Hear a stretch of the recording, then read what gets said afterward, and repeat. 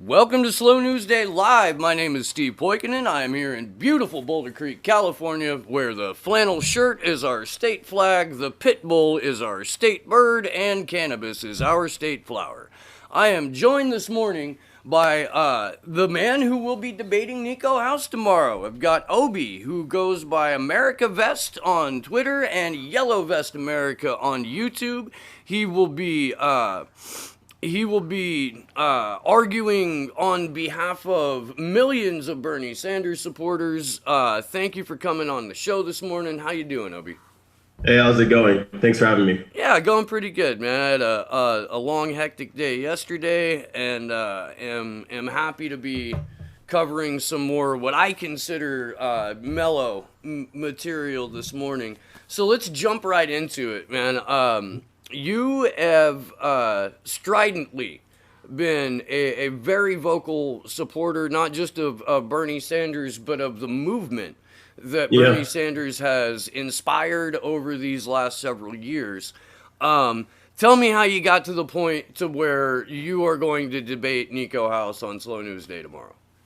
sure. I've been involved in politics casually for many years, for a long time, and I've just been now starting to get more active in it. It was really Bernie and the progressive movement as a whole that kind of inspired me to even be in politics, like in a more deeper level. Um, I'd say a big influence would be Kyle Kalinske. He really kind of, I used to be more conservative. He kind of challenged those different viewpoints, and gradually through a lot of influential YouTube channels, through college research, and then just thinking on my own. I mean, I got to the point where I feel like a progressive movement is the best and only movement that can beat Trump and help everybody in the country. I 100% agree that it takes a genuine populist to beat a fake populist. For We have the metric and we have the evidence of what happens when the establishment tries to run a centrist or a right wing warmonger masquerading as a centrist against the fake cartoonish populism of Donald Trump. I agree with that 100%. I do. So this is it's not really just about Bernie. Like when Bernie says "not me, us," that's not just like some kind of a slogan. It's really not about just putting Bernie in office. It's really a movement to put social democratic policy in place. So that's the difference between Bernie's campaign and a lot of other people's campaign. A lot of other people, they're running just to be president and to get their policies across, and they're relying on their ability to legislate and work with the other side. But Bernie Sanders, he is relying on building an actual populist movement of democratic socialists, social democrats, to not just have Bernie in office, but to have a whole Congress filled of AOCs and Ilhan Omars that can actually pass Medicare for all and a Green New Deal. Hey, So with that in mind, there's already been years and years and years of work done by DSA, done by Our Revolution, done by Justice Democrats, done by post-capitalist groups. The main critique comes from when you just have some YouTuber come out and advocate and preach to throw all that away for one candidate. That's never a good thing. And he's basically making Tulsi what to he's making her what she isn't. So so there's a let me ask you this then: why bother having the primary at all? what do you mean? Well, if there's one clear candidate in your mind that Mm-hmm. has the right avenue, the right solutions, the right methodology to not only reform the country but reform the Democratic Party, why even bother having a primary process? What is that? Well, you know? Because not everybody is going to see it that way. So I mean, it takes a primary process for everybody to get to see what Bernie's about, to see what Tulsi's about, to see what Warren's about, Kamala, Buttigieg, to see what they're all about, and to make the decision. That's just a core part of the democratic process. Um, so I mean, not everyone's going to see it from my viewpoint. So I mean, that's what the primary is for. Okay.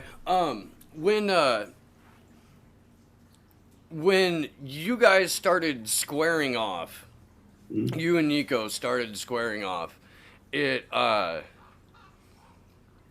it got pretty intense pretty quick, and I'm hoping that tomorrow's debate we can keep it as much to the substantive material Yeah. as possible. I've structured the questions that I've prepared for you guys in a manner that it'll be hard to make it personal. I hope. I don't know. I spent a good amount of time on it. Um, is that possible? Is having a political debate in 2019, is it possible to do it on the merit of the issues alone, or is it just human nature to delve into personal characteristics and make that more of a central, or at least an eye grabbing, I guess, kind of setup and scenario? It's possible, but it's human nature for people to like drama and to start drama and to participate in drama. Um, but it definitely is possible to stick with substantive debate, and that is going to be my aim. So we'll see where it goes with that. Because when I raised my hand last week and was like, "Oh yeah, I'll get pleasantly high and moderate," like that's what I had in mind. But as I looked through the history and I looked through it coming up, it's like, man, these guys kind of don't like each other. This is gonna be fucking. This could get raw. Um, where this is the thing that kills me about where we are as a nation, where we are politically in 2020. The the obstacles that we face collectively, the the systemic oppression that you were born into and I was placed into because of my economic categories. Because honestly, like, if you grow up in a homogenous community, be it black, white, brown, whatever, if you run out of other people to attack, then you start going after the poors. Or, like, you'll go after the people in the next county because they're just fucking crazy because they're from Shelbyville, you know? Um, where we are right now, to me, like, it seems, and again, just to me, it seems monumentally frightening to realize that if you elect Bernie Sanders or Tulsi Gabbard, you essentially save the Democratic Party and you save the two-party system. Yeah. And I am I mean, that's why I'm not supporting a major party candidate, because I, well, A, never supported a major party candidate, but B, I have always felt at a very visceral level that we need a more parliamentary system. What given the machinations that we have, the oligarchs that manipulate our politicians, to whatever degree they do, to however many they do, the national security state that is responsible for writing legislation and filtering it down to a couple of the more prominent special interest groups, and then finally to Congress. Is a saved and reformed Democratic Party possible? I believe so. So I believe it's not only possible, but it's kind of, I think it's the only way we can get populist, like the only way we can get a progressive movement through that is still engaged in the democratic process. Because, yeah, you're right. It is a two-party system, but it's designed to not allow you to have a viable third party. And I believe that the only way to get actual change done is to take over the Democratic Party and to use that institution as an institution for actual progressive change. I think that there should also be a third movement, a third party movement. But I also believe that there needs to be a strong Democratic Party to aid a third party movement in taking hold. That's interesting. I have started a third party. Okay. I was instrumental in co-founding and writing the platform for the Progressive Independent Party back in 2015. Um, and the consensus was without a completely fractured Democratic Party, as we witnessed in 2015. Like, just the overall fracturing of the Democratic Party was very, very clear. The convention was fucking heated. Like, Yeah. it was an antagonistic atmosphere on all sides. That it was, if we had a cohesive and functional working Democratic Party, there's no way in hell anyone would look for a way, an option, an alternative to that party. Um, I of course believe we should have a multi-party system. Mhm. I feel like if we want, the party of silly walks and fucking shit like that, we should have that. There should be a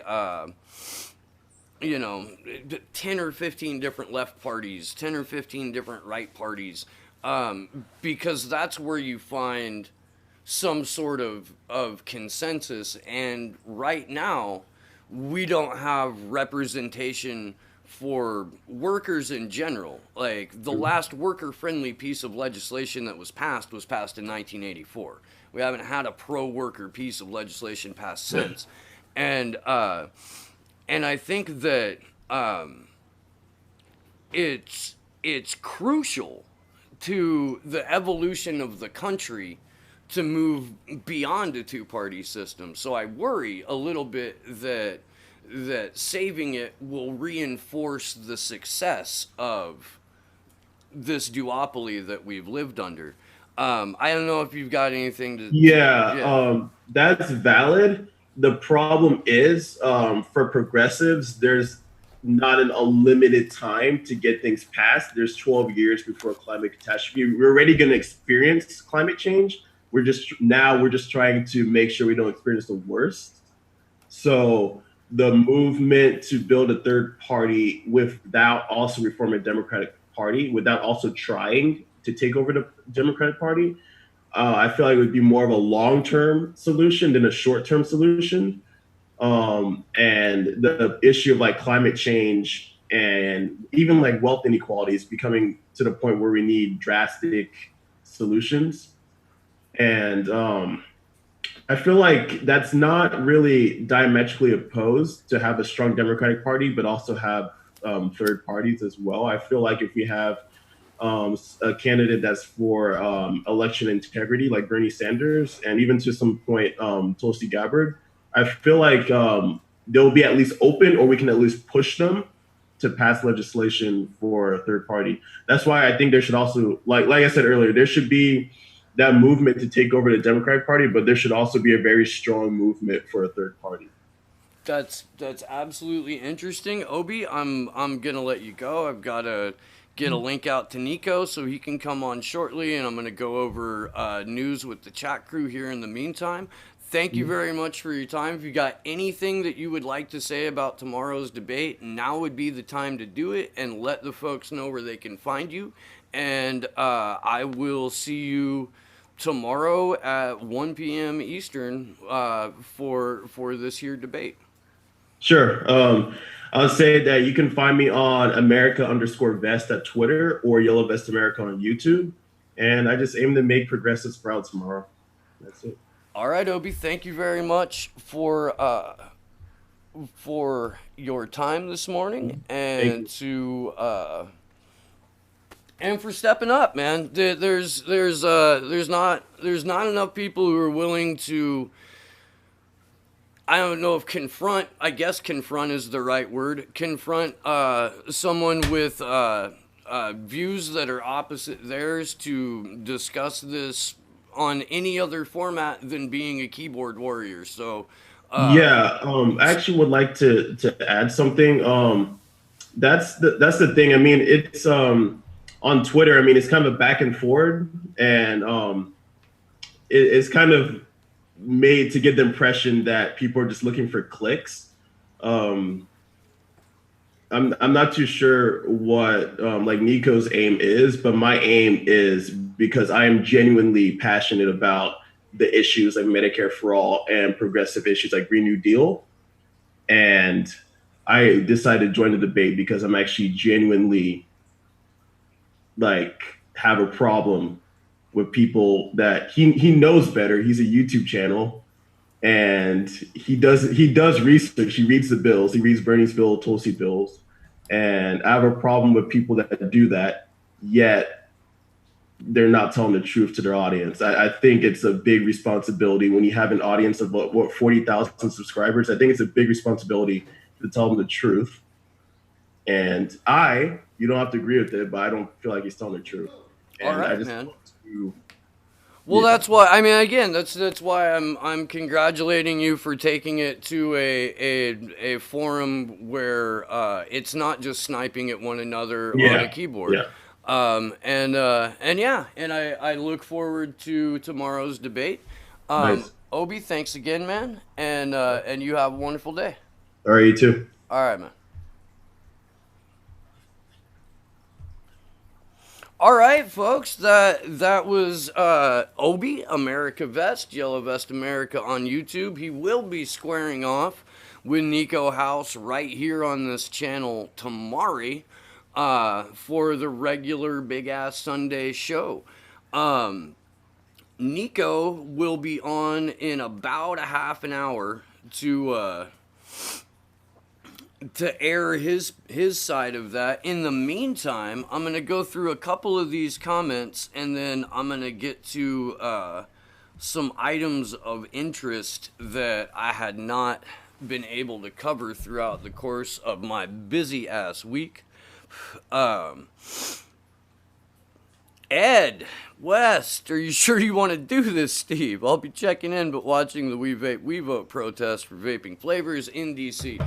I've been scratching my head over my own, I don't know, sometimes you just can't keep your hand down, you know?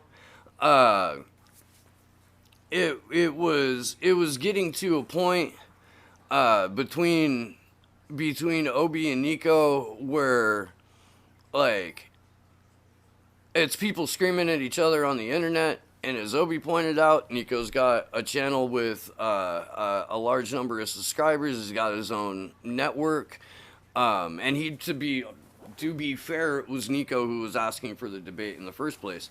But I'm glad that it moved to a format to where it's not just sniping back and forth on a keyboard.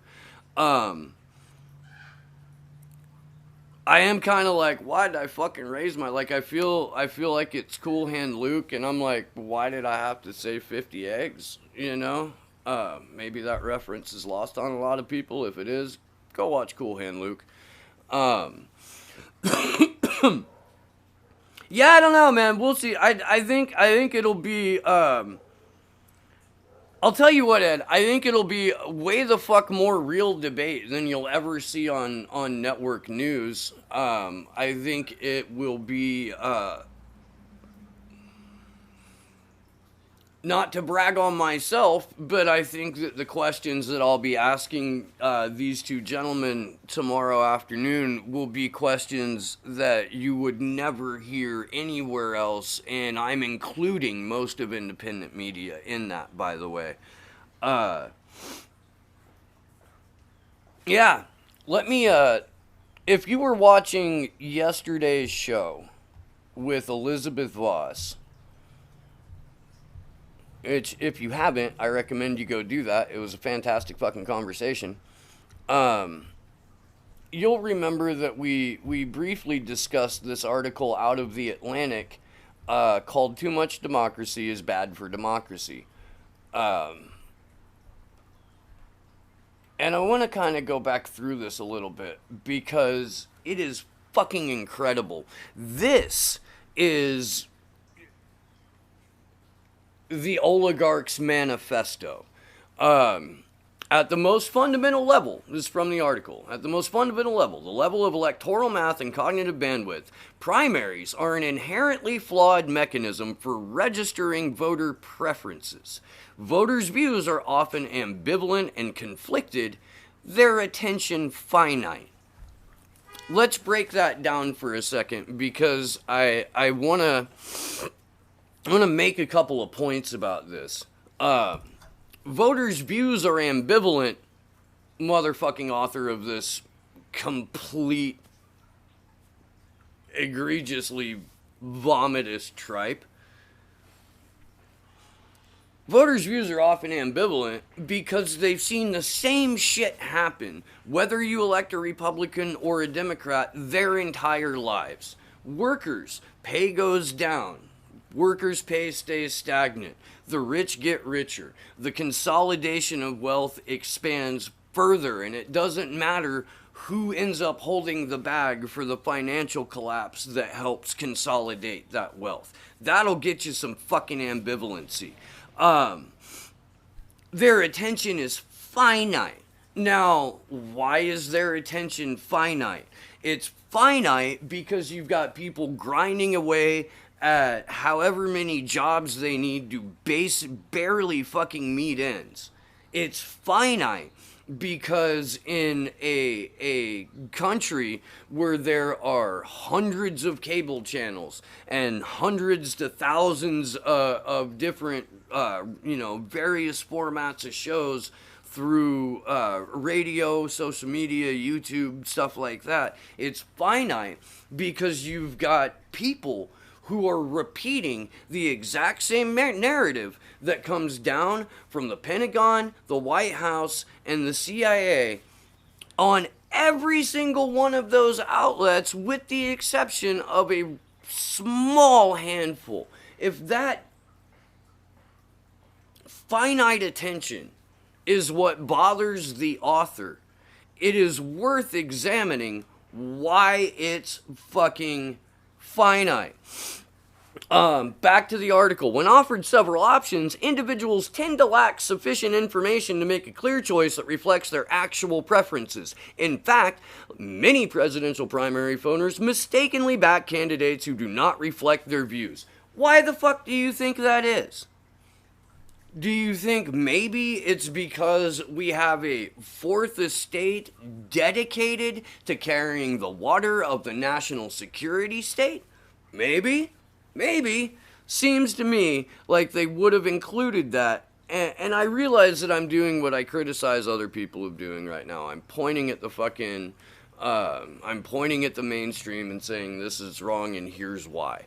What I'm going to do after we go through this is hopefully suggest some solutions to these problems. And in my mind, hardly any of them are electoral decisions. Summarizing abundant research, the political scientist Bruce Kane concludes, the original sin of citizenship is our cognitive fallibility, namely, limitations in knowledge and motivation. In other words, the nomination process makes unrealistic demands on voters, not because they're lazy or stupid. They're not, but because they're human. Let's talk for a second about that presidential nominating process. Okay? The DNC fraud lawsuit proved to everyone who bothered to read it that candidates are pre-selected, that the process is as rigged as they want it to be. Bruce Spiva, the DNC's attorney, in that lawsuit said, technically, there's no such thing as a Democrat. They are under no obligation to follow their own bylaws or rules, and made the nomination process even more difficult by saturating the field with different versions of Hillary Clinton and Barack Obama, and by tinkering around with the caucus process, by limiting states' abilities to hold caucuses. This is all stuff that we've talked about a little bit, but it's worth going back over headed into not only tomorrow's debate, but this election season. This is why Elizabeth Foss was on the show yesterday. It's why she wrote her article that we discussed called It's the DNC, Stupid.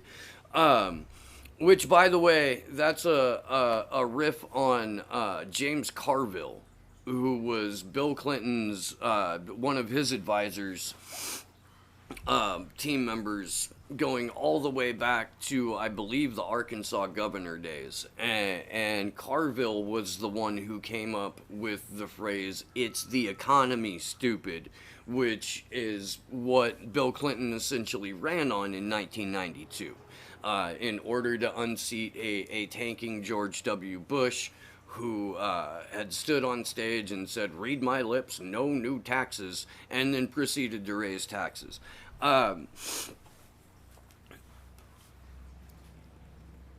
It's the DNC, stupid, is something that we need to not only remind ourselves of, but remind our friends and neighbors and the people that we encounter both on social media and real life.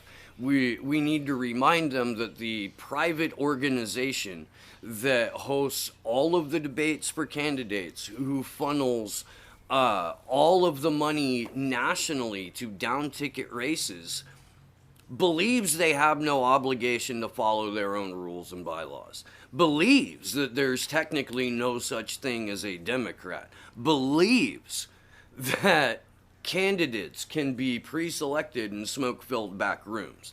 This is how these people operate, and this is how they're going to continue to operate, because we have given them no fucking reason to stop. Do you understand what I'm saying? Nobody, not enough people were willing to listen to those of us back in 2015, back in 2016, certainly coming out of that fucking Unity conference in 2017, where Tom Perez walked out and flat the fuck out told everyone how much more they had rigged the 2020 primary. Not enough people got on board with, we need an entirely new system. Elizabeth Voss was right yesterday when she said 2016 was the time for a change in how our system, how our country operates. We had real-time information being delivered to us in the form of the DNC emails, the Podesta emails, Vault 7 and Vault 8, on just exactly what our political process was made up of, combined with the information that came out of the DNC fraud lawsuit. Now, I heard Jared Beck argue last night on Consortium News Live that, or no, I'm sorry, it was Nico. It was. So I get to ask him about this when he comes on here shortly. Nico argued that the DNC fraud lawsuit might gain more traction and might be more widely accepted now in 2019 and 2020 than it was when they had originally started to formulate it. And I need to get Jared back on the show too.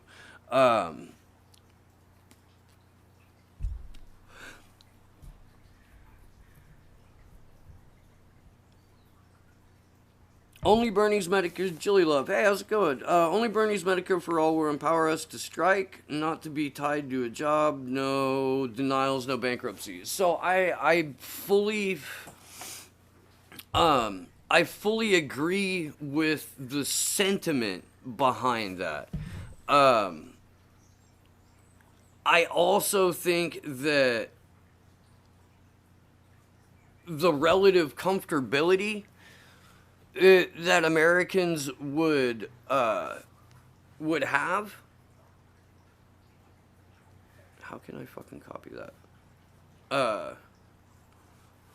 I don't know.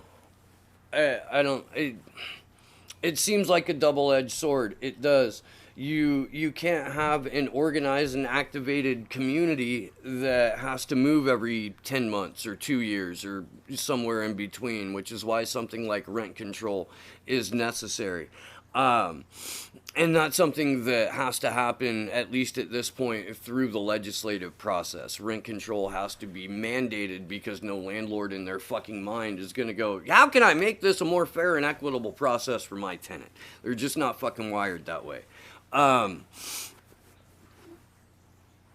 I agree with the sentiment 100%, Jilly. I do. What I have trouble believing in is the follow through on the part of the nation. I do.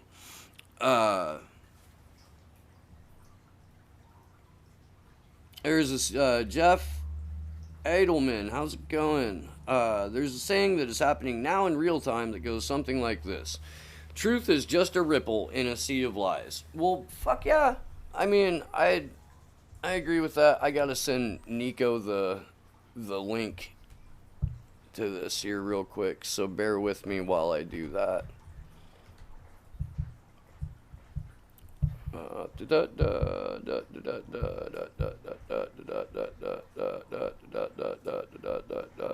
Where is it?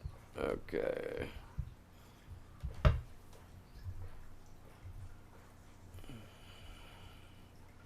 And let's get back to Zoom.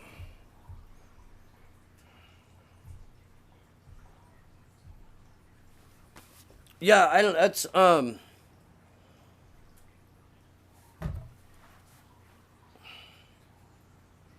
mean, that corroborates and it kind of plays off of the Orwell quote that in times of universal deceit, telling truth is a revolutionary act.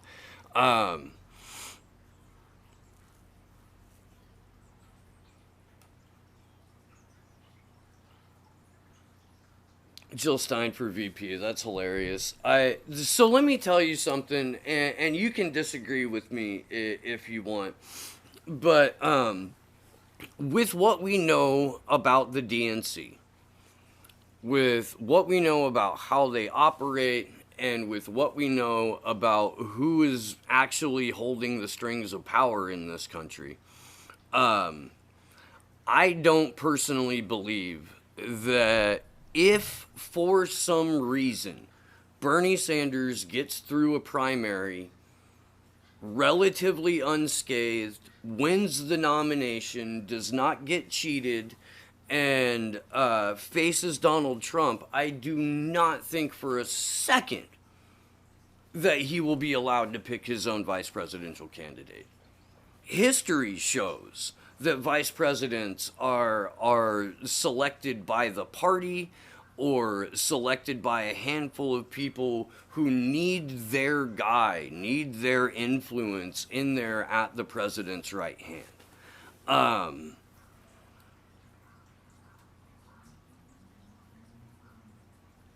Anthony Reyes, what's up, man? You know you've succeeded when everyone believes the lies you tell them. In 1981, William Casey, the CIA director who took over for George H.W. Bush when he waltzed in from Langley to the White House, said, "We will know our disinformation campaign is complete when nothing the public believes is true." That's why I say we live in manufactured confusion. That consent has already been manufactured. Consent was manufactured, almost 2 decades ago, if not before the Patriot Act, certainly before the ink was dry on the signatures of the Patriot Act. Rogue Cow. Yesterday on Nico's chat, I got really pissed off. Sophia called me anti-Semitic for wanting to talk to a rabbi. That doesn't make any sense. You know what? I try not to make, that's not even true. I guess more recently, I try not to make, decisions about particular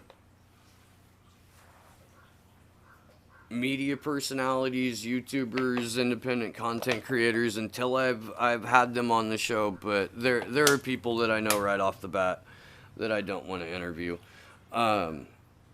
Sophia is not one of those people. I'd have her on the show, see what she's all about.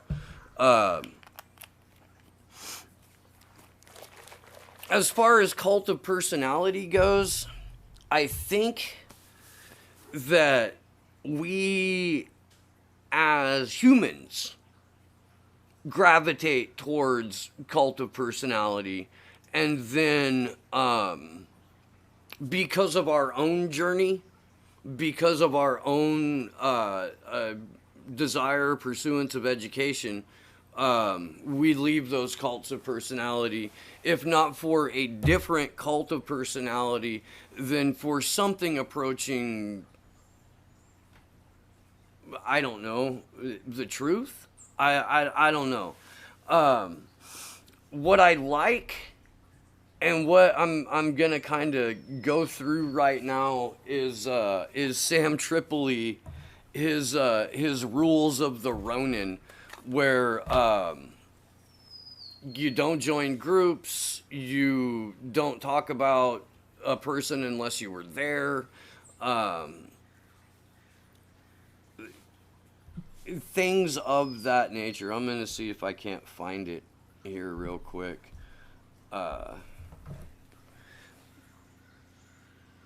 Because Sammy's got this whole thing about how he's essentially a Ronin, like masterless samurai, fucking wandering and depending on the kindness of other humans for his survival.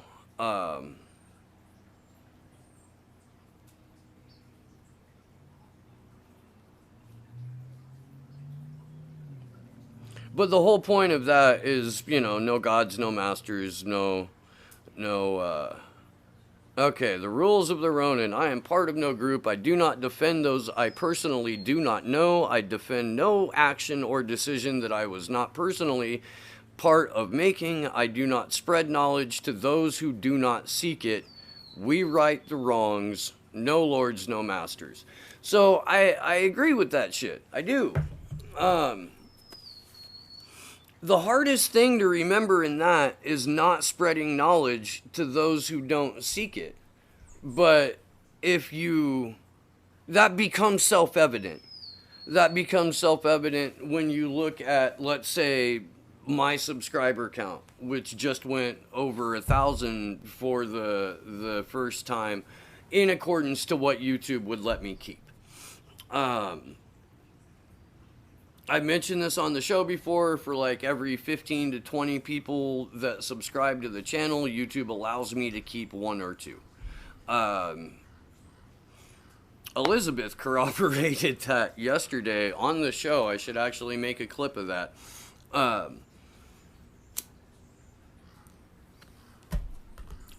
But I think because of the way that the algorithms work, I'm not sharing knowledge with people who aren't seeking it.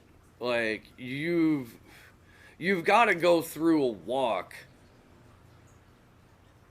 before you land on this show. Obie had mentioned Kyle Kalinske. You guys know that I have said that Kyle Kalinske is Tom Hartman's Padawan. But it's nice that people like that exist as a transition into a more fully developed worldview. I think I'll say it that way. I will.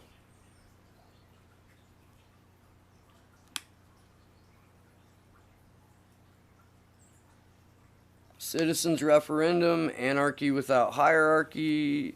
Citizens referendum equals anarchy without hierarchy equals direct democracy equals power to the people.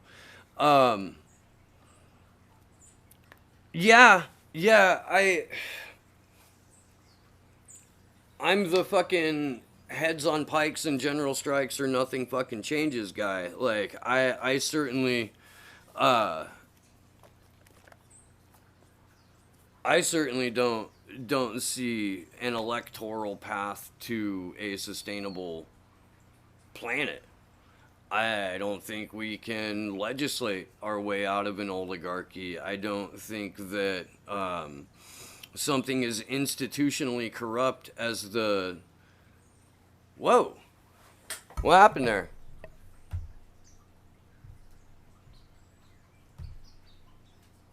That was weird.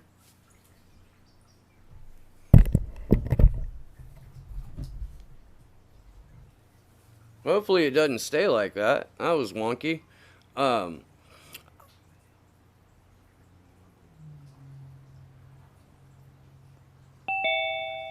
hey, there's Nico. What's going on, man? How you doing? I'm doing good. We're live right now, so let me go ahead and introduce you, ladies and gentlemen. You know the man who has jumped onto the stream today. Um, we've got from sunny Florida. I hope maybe it's monsoon in there. Oh god damn it, dude! What the fuck's up with my camera?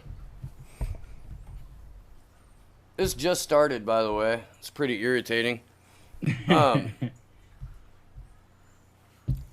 Maybe I should find a different hole for it. Ooh, that's dirty. Man. Nico House has joined us on. Can't tell you how many times I've said that. Nico House, you created the Mikasa Sukasa. You have a large YouTube channel, large-ish YouTube, whatever, dude. You're killing it. You're a monster. You Appreciate it. You are fearless in your convictions. Welcome back to the show, you guys. Nico House. Hey, man, I appreciate you having me back on, Steve. One day, hopefully. And by the way, I plan on putting a good word for you with the Rockfin people, because I know I feel your YouTube pain, bro. Telling the truth is the hardest thing to do on YouTube.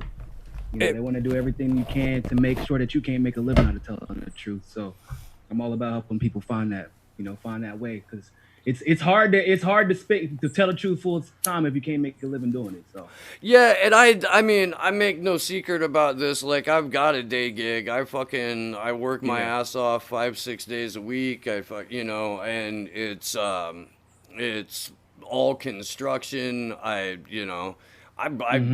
started out broken. I fell 18 feet off a roof and landed on my feet on the concrete about 14 years ago, and was told that I would never walk again, let alone never work again.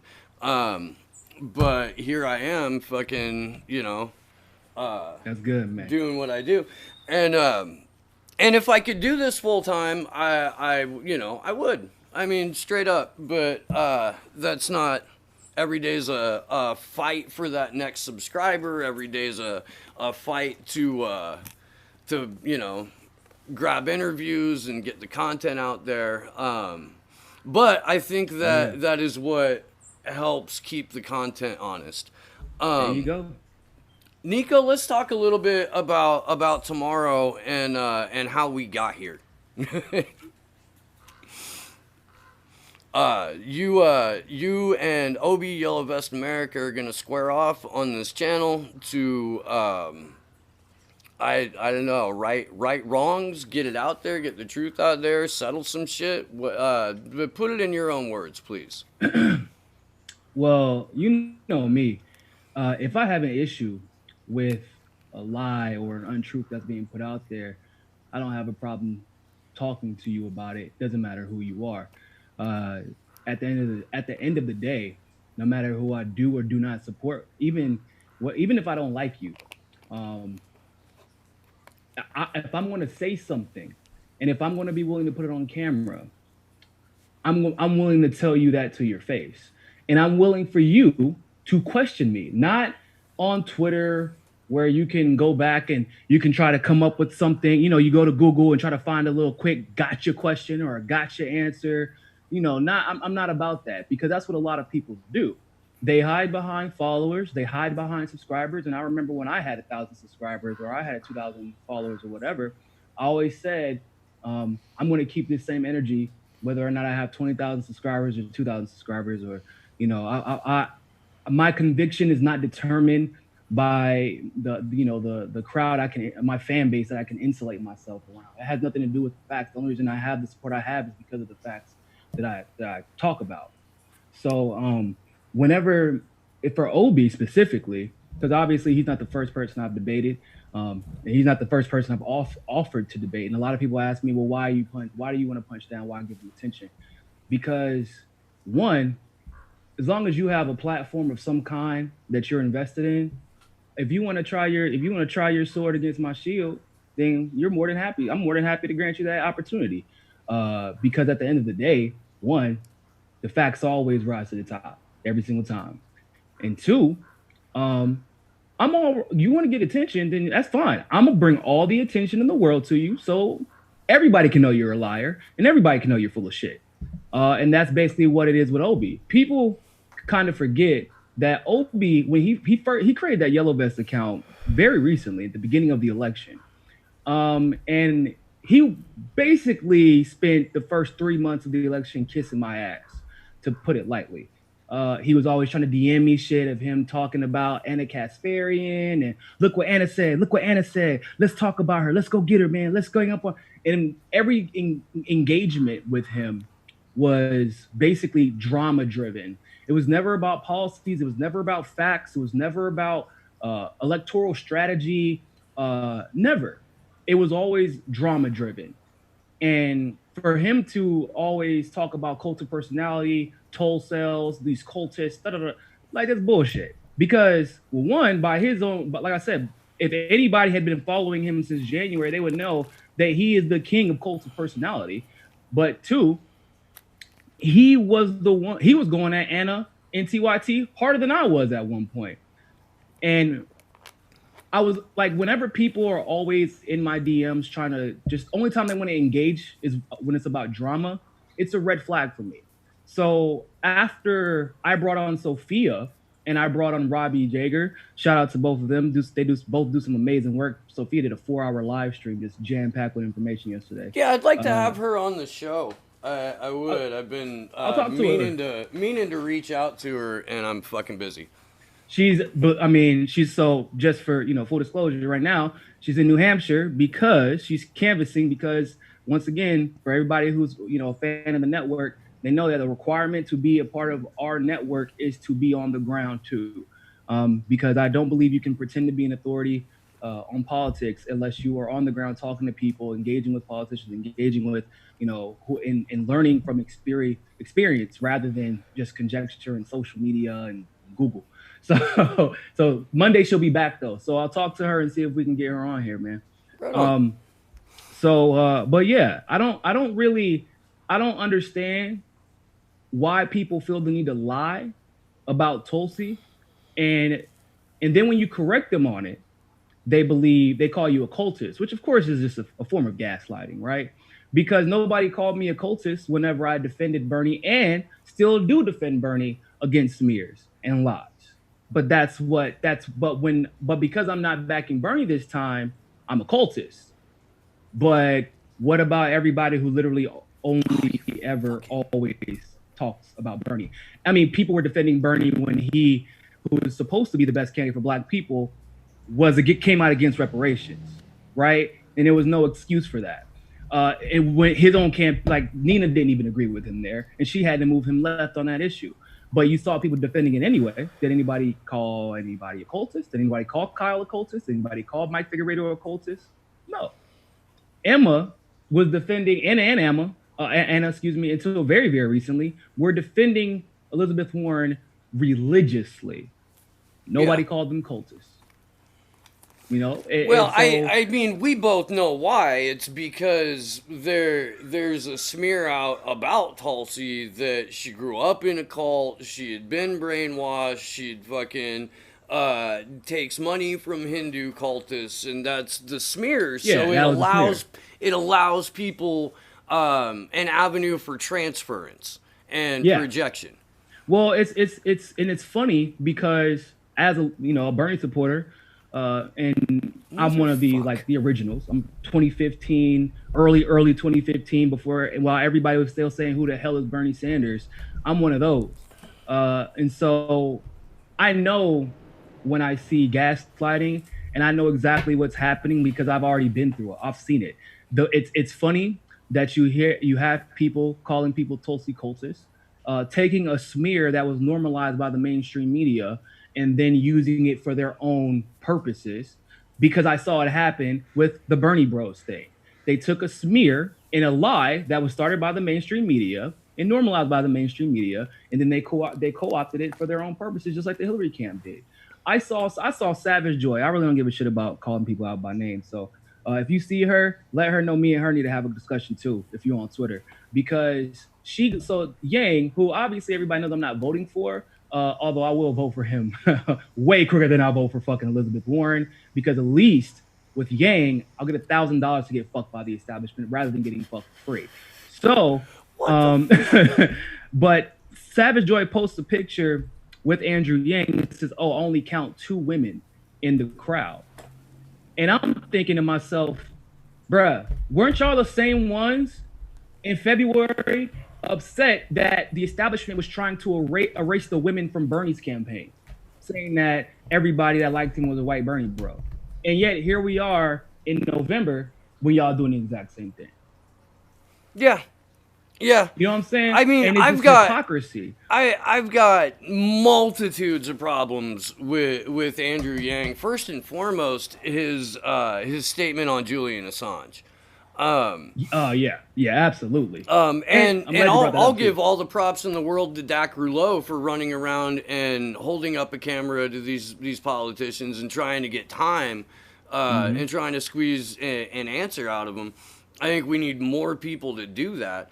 I think the role of citizen journalists and truly independent media is at about its peak for necessity. I think that this is essentially the twilight of that, unless we can get no extradition and freedom for Julian Assange and collectively come together and stand up for press freedom. But if you're sniping at a candidate, any candidate, if you're sniping at one of their supporters or surrogates based solely on the fact that they're not 100% in your camp, fuck you. Yeah, 100%. That's exactly what it is.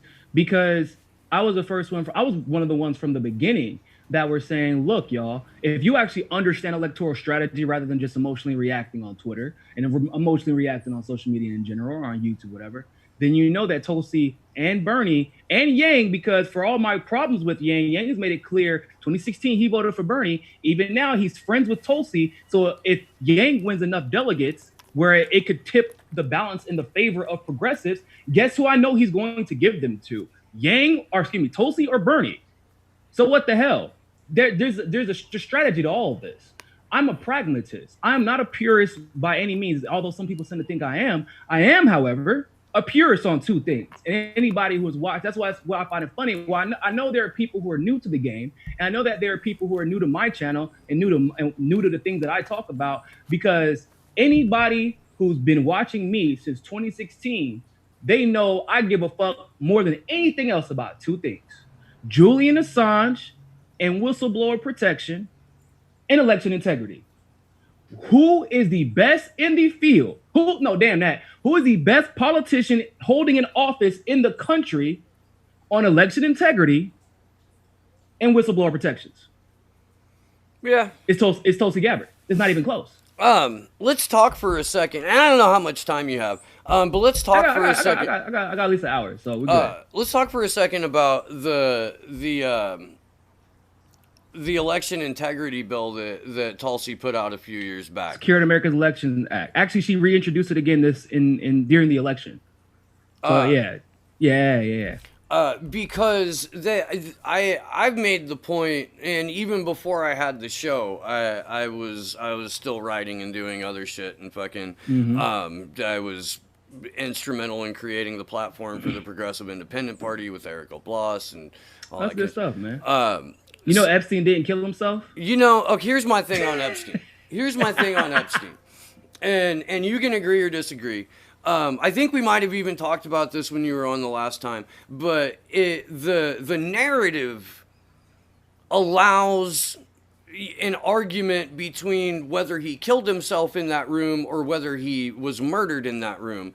But if you ask out loud or mention out loud that he was removed from that Which room. is the camp I'm in, by the way. Yeah, and I believe he was removed. That's firmly where I at. I think he was fucking handcuffed to a chair in a Mossad safe house until they could raid all of his properties and fucking businesses and shell corporations, get all the compromising material that he had collected over the years, and all of the information that corroborated that he was working with both. Which you couldn't do unless he was dead. Yeah, but you could get it out of him if he was tied to a chair.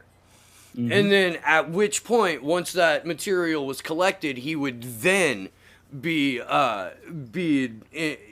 erased from collective memory and human consciousness. I don't think he gets the fucking Argentinian vacation house and the security detail. He fucked up twice. I would agree with you, and the reason why, before we move back to Assange, is that it was Epstein's brother who started this, right? He was the one who pushed for the forensics autopsy and all that good stuff. Yeah. And my thing is, Epstein's brother knows damn well what Epstein was guilty of.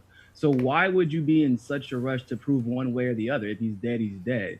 But it seems like, once again, because of all the things that you just laid out, that it works out perfect for the Epstein family.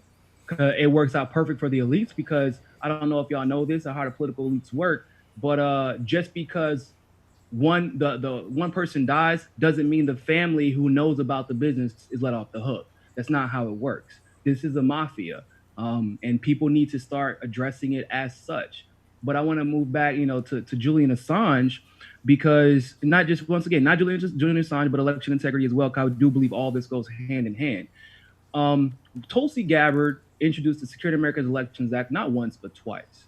And once again, when people try to ask me to differentiate, this is just one example, by the way, when they ask me to differentiate between why I felt it imperative to not just support Tulsi and Bernie both, but to endorse Tulsi, because for me personally, what I believe in and what I stand for is best represented by Tulsi Gabbard.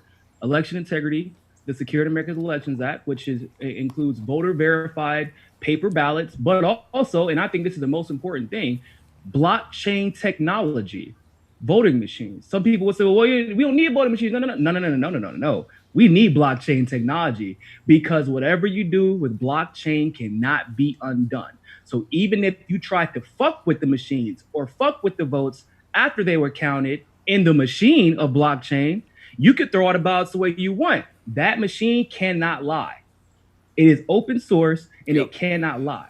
Yeah. So when a bill that revolutionary about election integrity comes through, and I hear 2 weeks ago Bernie bitching about the Republicans trying to suppress votes. Hold on. But you had a chance to make sure they couldn't do this. If you cared about Russia that much, you had a chance to push the best election integrity legislation that we have had in history right now. Not only right now, but in 2017 when she first introduced it. How many times have you heard Bernie speak about this legislation? Yeah, I can't say that I have. I can't. But what makes it even worse is that there was a doppelganger-esque type of legislation crafted by Amy Klobuchar that was then introduced in the House of Representatives. It was introduced while Tulsi was prepping for the debates here in Miami. It was passed while she was debating here in Miami. She wasn't even here for that other piece of legislation. And guess what? It was crafted the entire time behind Tulsi's back. They were working on this legislation. They gave it the exact same name, but changed the acronym. It's the same name. It was called, they called it the Securing America's Federal Elections Act. So it's the same name, basically. And this is the bill that gives, that opened up contracts that led to... Yes, it privatized election integrity and it makes it so that we can't have any outside countries or any countries or corporations outside of this country having any hand in creating our voting machines, which is problematic because that makes it so that international, like, so maybe we got caught fucking up in the international community, like, yo, we need to monitor their elections. Well, now that can't be a thing. Like, they're limited in their ability to monitor our elections. If they have if better blockchain technology was created in Europe or Venezuela, who has one of the most secure elections in the world, we're now not allowed to use that technology. So basically, the same ones who have been corrupting our election system all as it is are now being given exclusive access to continue doing so. And it makes it even worse because this bill that people haven't figured out yet, it actually makes the situation worse than what it is to date. 100%. It gives the power to audit elections to the party that is in power at the time in each individual state. Not only that, but if I remember right, Amazon ended up winning the contract for the voting machine technology. Like, I wouldn't even be surprised by that. I mean, Jeff Bezos is their little, They were in a bidding war. They were in a war with Microsoft, who had partnered with the Pentagon for SecureSafe, the voting machines that they were peddling. Amazon cited a tech firm and I can't remember which fucking tech firm. I wish I had it in front of me, but it's... Hey, can I address somebody in the chat real quick? Oh, yeah, go ahead. Jilly Love 101, because I actually like Jilly. She's on my chats a lot, and so I don't want her to take this the wrong way. But if you think Bernie's military votes are less than Tulsi's, I need you to do some research. And and there's a lot more that I'm going to go into tomorrow. But just for example, has Tulsi ever voted for legislation that led to the overthrowing of a certain dictator in a country that after he was overthrown ended up, peddling in slavery, open market slavery? Because Bernie did. Bernie actually co-sponsored a resolution to overthrow Gaddafi, the same resolution that was eventually used by Hillary Clinton to do so, the same Gaddafi that was sodomized.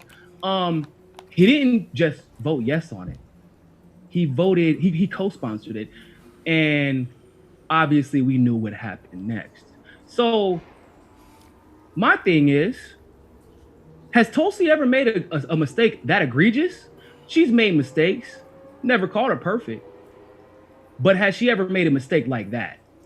No, not one. She's voted, for example, to bomb Gaza, the same legislation that actually Bernie voted for in 2014. She's voted for Obama's military budgets before. She never voted for any of Trump's, however, when she realized what the money was going to.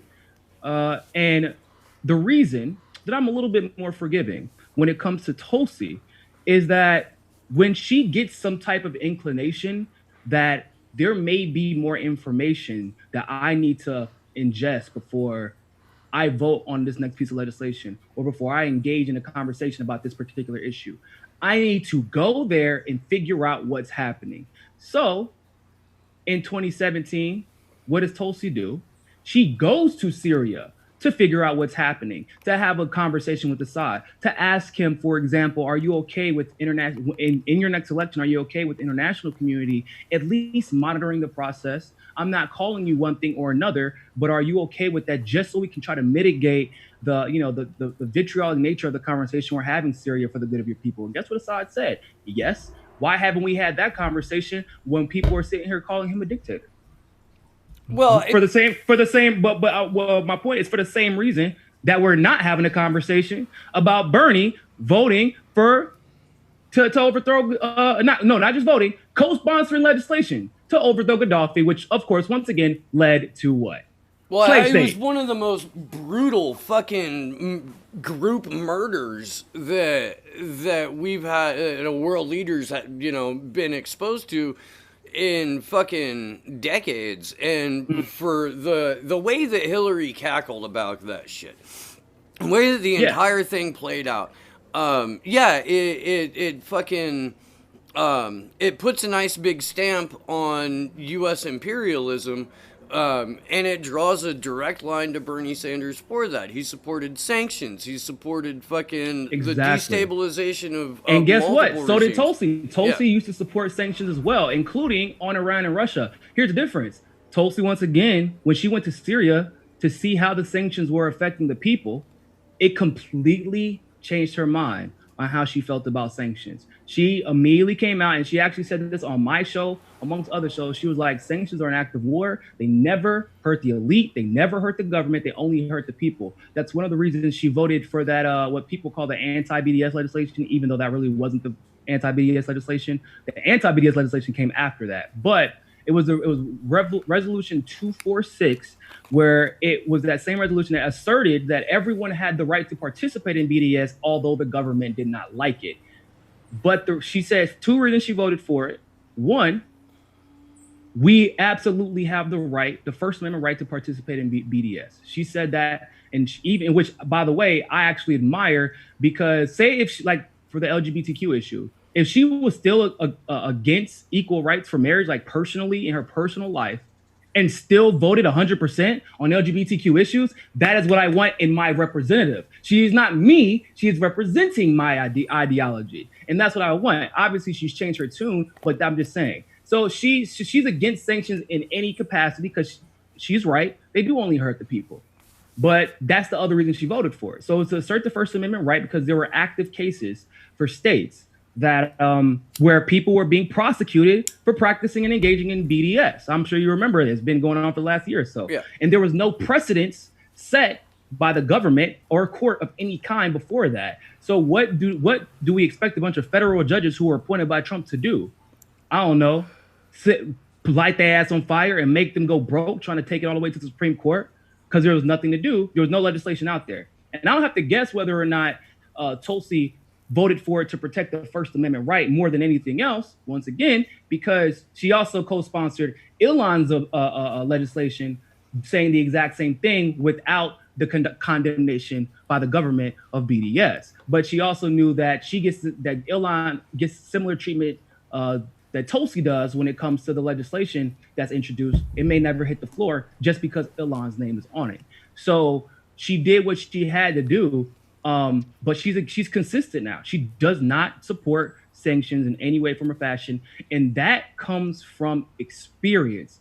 I don't care if you get it right the first time, as long as you get it right once you get the correct information and you get it right once you have all the correct information. Because none of us are perfect. We're all still learning and we're all still growing.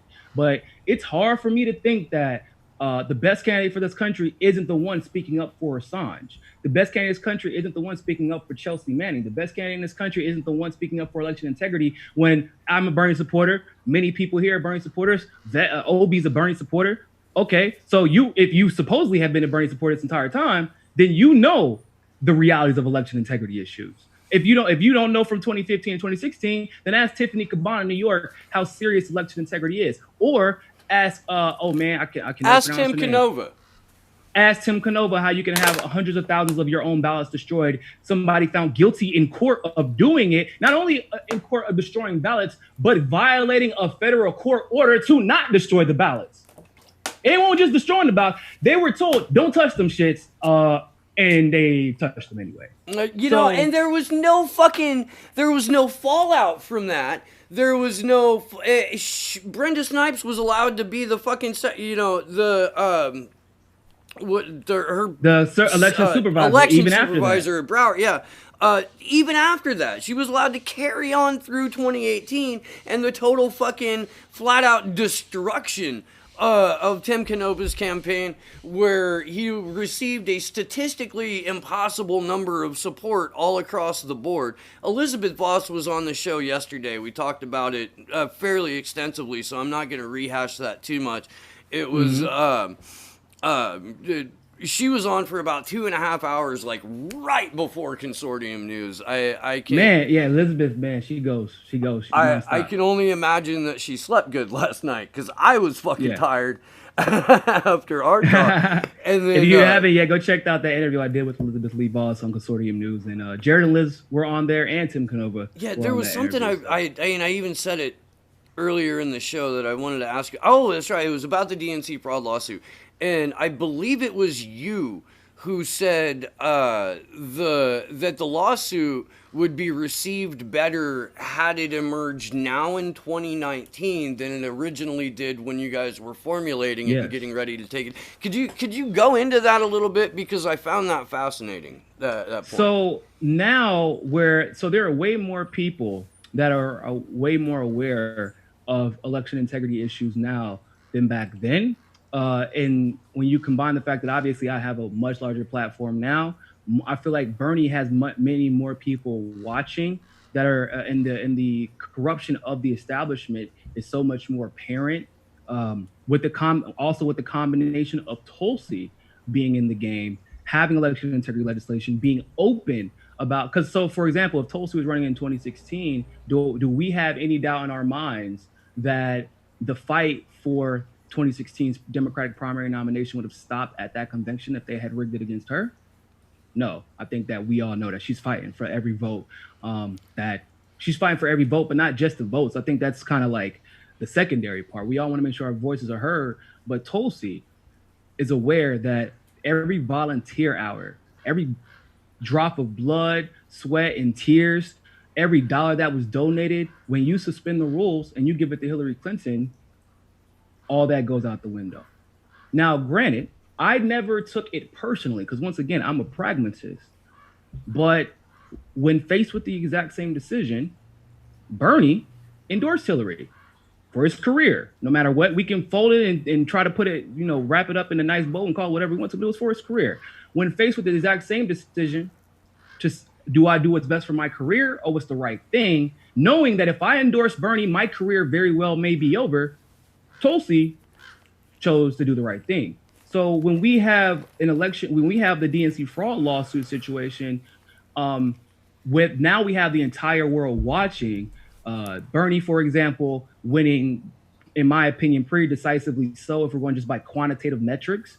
And if he had it taken away from him at this very moment, after in conjunction with the Tim Canova situation that happened, in conjunction with the Tiffany Caban situation that happened, and all this stuff is happening wide out in the open in conjunction with the Cynthia Nixon situation, where celebrities from New York are like, blue check marks, like, bro, I was dropped from the registration rolls.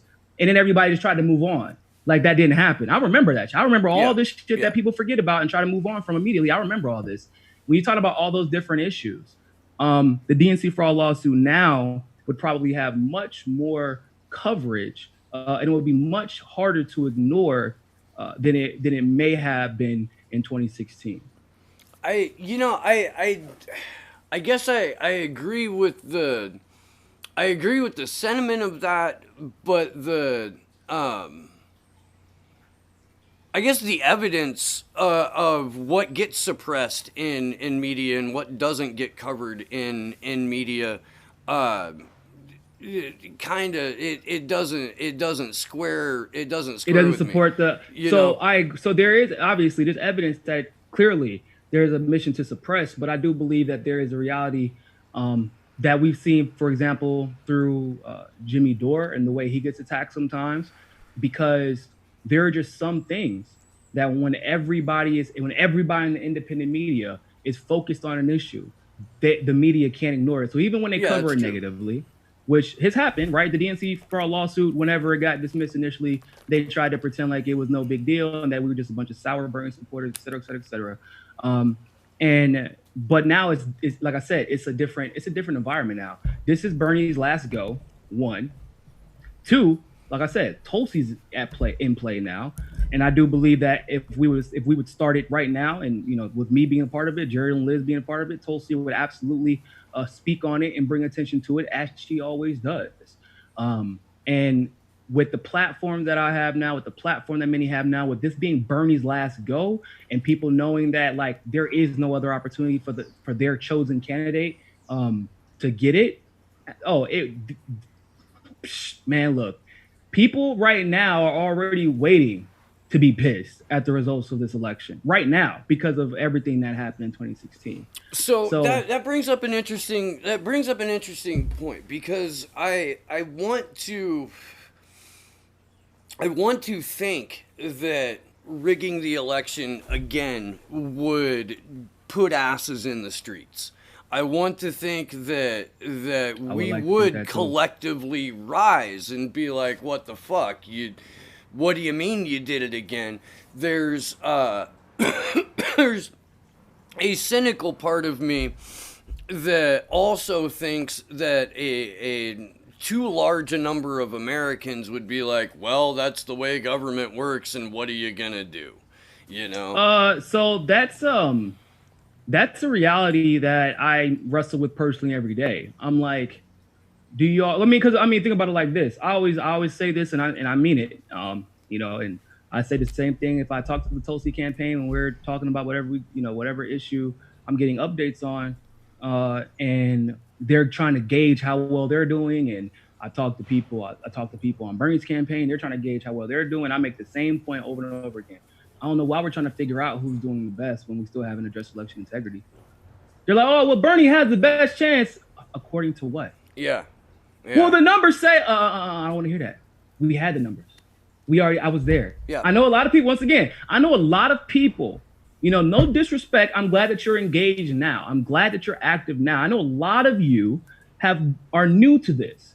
Once again, those of us who were there, and I mean this respectfully, because obviously a lot of my friends are YouTubers, but stop listening to these motherfuckers who have never left their YouTube video desk, okay? They've never left their desk. They're not in the streets. They're not talking to these people. They're not doing their deep, in-depth research, nor are they getting their information from primary sources who are on the ground or their own experiences.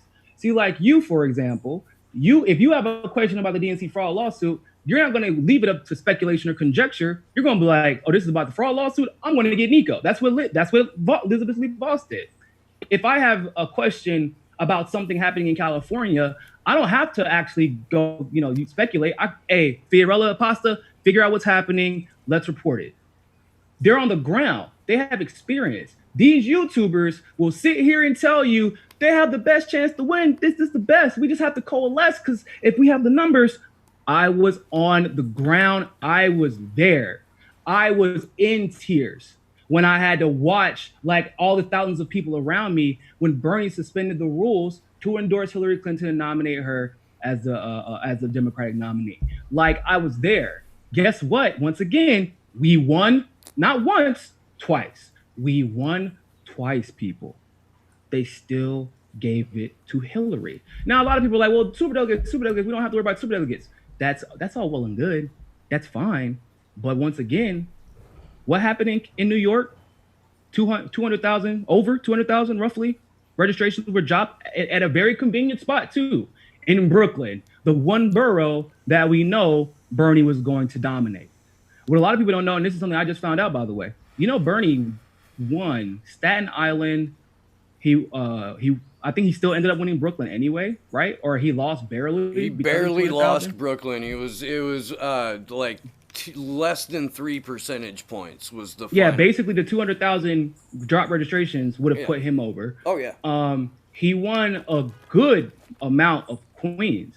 So like everybody was just giving the city to Hillary off rip, didn't even realize that drop registration, a few thousand here, a few thousand there, a few thousand here.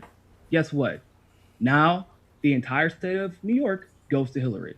Despite the fact that we saw literally everywhere where Hillary and the Democrats didn't have a stronghold, which is the rest of New York, Bernie wins. Yep.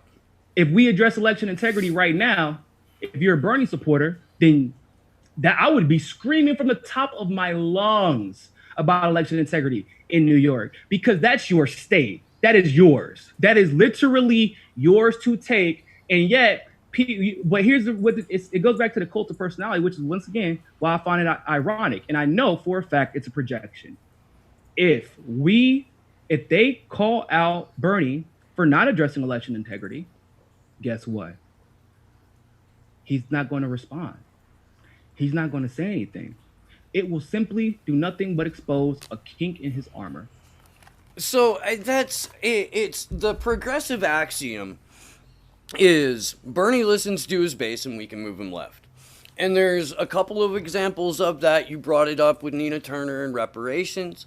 When it comes to the real shit, like election integrity and free press, that is when there is a universal wall, an all-encompassing wall built up around not just Bernie Sanders but his entire team, where no one will address it whatsoever. And but it gets worse, because what happened with the CIA asset whistleblower that Bernie did a whole video dedicated Are to? you fucking kidding me with that shit, Nico House? Are you fucking kidding me with that? What about that whistleblower? Bernie's pro whistleblower now.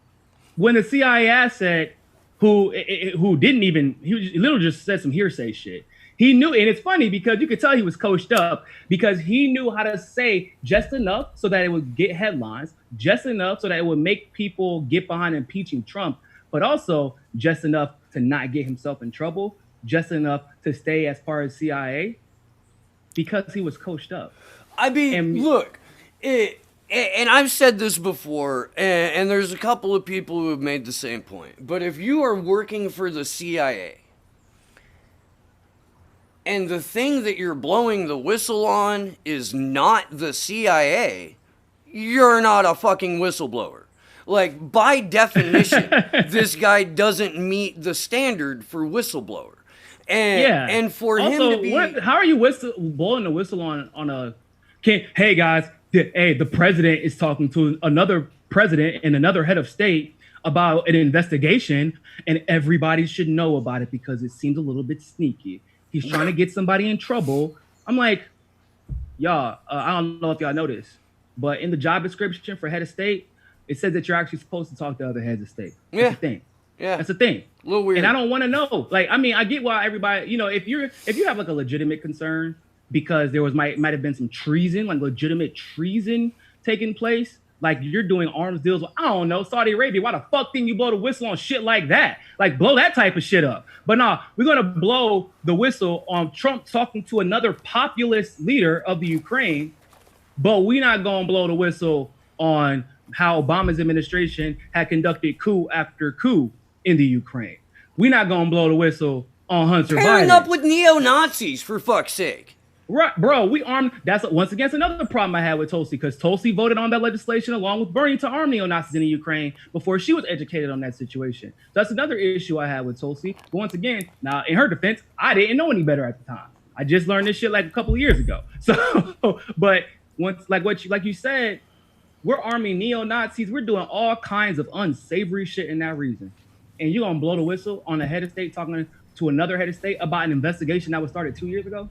So Trump's sin has always been that he does exactly what the establishment does, but he does it right out there on Front Street instead of behind closed doors like they prefer. And for Trump, I mean, Trump was doing what Joe Biden did. Trump was doing what Barack Obama's done, and every president throughout history has done, which is leverage their power, the power of the United States, to influence decisions made around the world. Now, for him to do that personally on the phone shows how big of a fucking idiot Trump is. Because it's not like the NSA doesn't have every single word of that conversation recorded. It's not I read the transcript and I really couldn't figure out what the fuck they were talking about, man. I'm not gonna lie. I'm still kind of confused. And at first I was like, well, Pasta, because Pasta is a leading expert on this. I go to Pasta from my network, and then Lee Stranahan from Fault Lines on Sputnik Radio. They know way more about this than I do. But he was like, bro, you got to read the transcript. I was like, all right, man, I'll read it. But because that's why he's so mad. Pasta's mad about Tulsi supporting the impeachment inquiry. Because of that, like, he did all his research on the issue. So I was like, let me check it out. So I read it. I'm like, okay, so what are they upset about? Well, that's what I'm trying to find out too. And I was like, okay, I was like, and I asked people to this day, bro. I said, so what in these transcripts is leveraging U.S. power to do something that is unethical, immoral, or unlawful? And nobody's ever been able to answer the question. I say, point out the quote. Nobody's been able to answer the question. Same thing like with the Russiagate transcript with Robert Mueller. Same thing.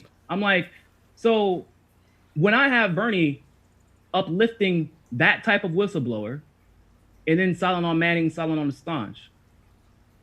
Oh, it's worse than that, actually. Yeah, He said, as far as Eric Snowden was concerned, that he should still be prosecuted. And then, but he said, it's kind of one of those things that, what he does. He kind of talks out of both sides of his neck.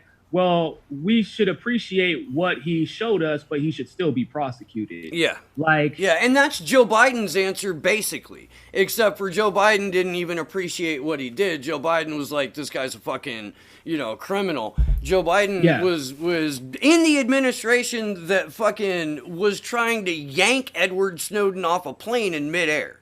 Like that's where he's coming from. But Bernie's been given multiple opportunities to address this in contact, with full sentences, and what he does every time is play politics. And I don't. If someone is already that afraid of the national security state, if someone is already that hesitant, then how the fuck can you count on them to govern on your behalf? Every president in history, except for 2, have moved right once they got in office. Every single one of them. There have been 2, though, that have not. They moved left once they got in office. That was Abraham Lincoln and JFK. Anybody want to tell me about what happened to Abraham Lincoln and JFK when they moved left? Especially JFK. Because JFK, it was even worse. Well, yeah, JFK hired intelligence community after him for calling them out, for calling out the deep state in a speech on the radio. And I just wish that he would have called names. If he would have called names out, it would have saved his life. And I live by that. I learned from that shit. I'm one of those people. I don't like to learn from my own mistakes. I like to learn from other people's.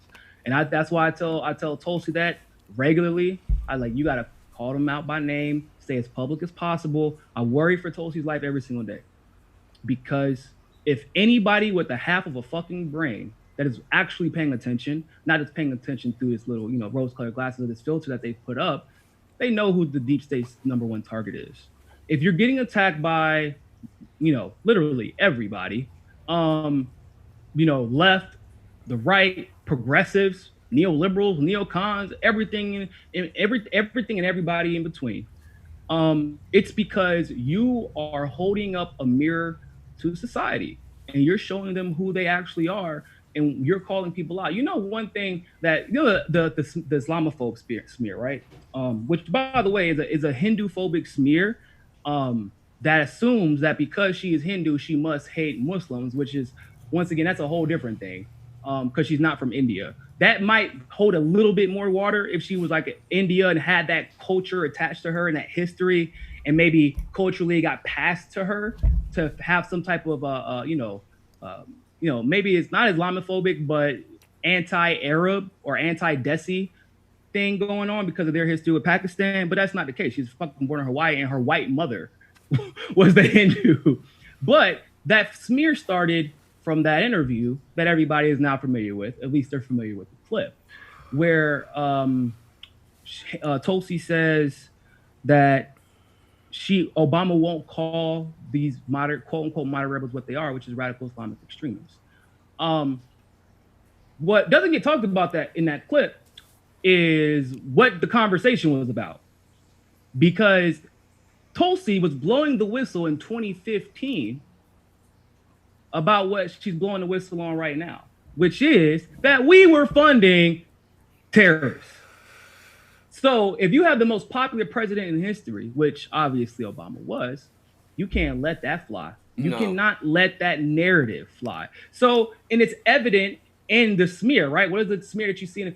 Once Tulsi criticized Barack Obama for not calling Muslims radical Islamic extremists. That's what they say. They make sure to put Barack Obama's name in that smear because it's like, whoa, you can't talk about my president like that. You can't talk about our favorite president in history like that. It was always about, guess what? What also wasn't talked about, and this gets talked about instead, is the fact that even in 2015, Tulsi was the best on regime change war because Tulsi voted to stop the regime change war, introduced legislation to stop the regime change war in Syria in 2015. Can I tell you something, Nico? What's up, man? The phrase regime change war turns my stomach every time because it sounds like it came out of a think tank, and it's the only phrase that Tulsi utters that doesn't sound like it's her talking, that it sounds like a talking point. And in my opinion, all wars are regime change wars, all of them. Well, that's why she says that. That's actually it's so, if you've noticed, a very consistent pattern with Tulsi is that she's about labeling correctly, because Americans are we kind of I don't want to say we're dumb at large. Oh, we're a dumb country. We are. We're basically a really dumb country, and if we're too general, and we're not only dumb, but we're pre-programmed, conditioned, and combative all in one. So if she says I'm against war, and Jill Stein obviously says stuff like that, just generally I'm against war, then what is everybody gonna say? Oh, she's just stupid. She doesn't understand how things work. That's not the real world. But if she says I'm against regime change war, it's very specific because, well, one, if you argue, well, why isn't she against all war? Okay, hey, question. Name one war that wasn't a regime change war in the last 100 years. Yeah, all of them have been. All of them. And I don't mean after World War II. I mean since World War I. All of them have been regime change wars. If you don't know, we were trying to unseat the, is it Kaiser? In Germany? Yeah. Is it Kaiser in Germany? Yeah. Yeah, we were trying to unseat the Kaiser in Germany because the Industrial Revolution that they were having coupled with working with Russia. They were working with Russia. That's what, because the Kaiser and the Tsar were cousins, actually. They were really close. They were beating England, Great Britain in general, and the United States in the Industrial Revolution. That whole thing, German engineering, like, where do you think they get that from? Like, that was the thing, is that German engineering was always the best. They created false flags, the Lusitania, all that stuff that now is unclassified. The assassination of Archduke Ferdinand was a false flag. and we know this. I mean, that's why they tell you to stop asking questions in high school. Everybody who was in high school in the United States, they tell you, well, what on the test, what caused World War I? The assassination of Archduke Franz Ferdinand. And you're like, bro, when I remember I asked my teacher, like, what the fuck? Who was he? Was he like the heir to the German throne or something? No. Well, was he the heir to the Russian throne? No. Who was he? He's just the Archduke of Austria. The fuck is an Archduke? And why was it so important? Because it was always about if you know the history about Cecil Rhodes and all that stuff, which I went into that on Pasta and Fiorella's channel. You should go check that out. Talk about the history of World War I there. But basically, every war since World War I has been a regime change war. Every single one of them. And so, of course, if you deal with the overarching theme of regime change, when you disarm the establishment from doing what? Using quote unquote dictators or figureheads and demonizing them to galvanize us to be okay with going to fight for their oil money in their oil wars and their wars over resources, et cetera, et cetera, et cetera. Why do you think that, like, you think that we cared about what was happening? Say if Gaddafi was killing his own people, which he wasn't, by the way, because once again, fun fact, Gaddafi was the elected, not the I'm stabbing everybody and sending my goons after you if you don't elect me, but the elected chairman of the African Union, another organization a lot of people don't even know exists because we couldn't do anything like, normalizing and legitimizing Africans. God forbid. If we do that, then all hell could break loose. Well, no, and Gaddafi actually was pushing for a Pan-African currency. He was pushing for all-encompassing agency, not just for Libya, but for the continent of Africa. For the continent. And when he was going to step down. Oh, no, actually, he was going to step down. 2014. They had a meeting. They had a talk. And he said, you know what? As much as I know that all this is not my fault, like when they said that he was killing his own people, that's the same thing they said about Assad. People have not made these connections yet. It's the same thing they said about Assad. He's killing his own people. Gaddafi was fighting the Chadian terrorist groups that we propped up because we propped up Chad's leader. And then we pretended like, oh, all that shit was his fault. And we arrested him after that shit so he couldn't talk about it, which we normally do, right? That's why any dictator would be stupid to to take power that's given to them by the United States. So he steps down. And then, of course, you know how that in 2014, he says them to step down. But if he steps down, that might bring peace to the region. Can't have stabilization. No. So then we overthrow him and we leave the shit to be dysfunctional, and now there's slavery there. So basically, every war, regime change.